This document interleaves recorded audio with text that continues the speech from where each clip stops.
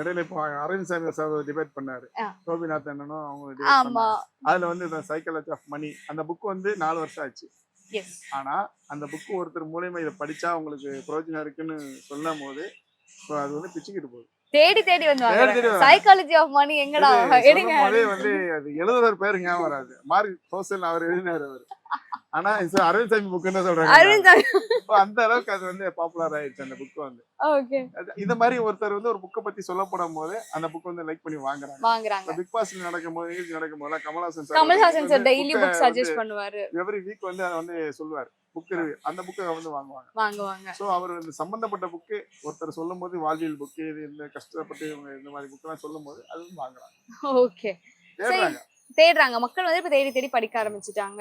இப்ப நீங்க வந்துட்டு பாத்தீங்கன்னா அரசியல் சம்பந்தப்பட்ட புக்ஸ்மே வந்துட்டு வச்சிருக்கீங்க. இப்ப நீங்க எத்தனை புக் வந்துட்டு படிப்பீங்க? நாங்க புக்கு படிக்கிறது ரொம்ப கம்மி தான். எங்களுக்கு கம்மி. வாங்கி விற்கிறது தான். ஆனா எல்லாரும் இது பாருங்க அப்பா திருமாவளவன் புக் இருக்கு. Thirumavalavan sir book, Periyar book இருக்கு. பெரியார் புக், அண்ணாவுடைய கட்டுரைகள் புக் இருக்கு.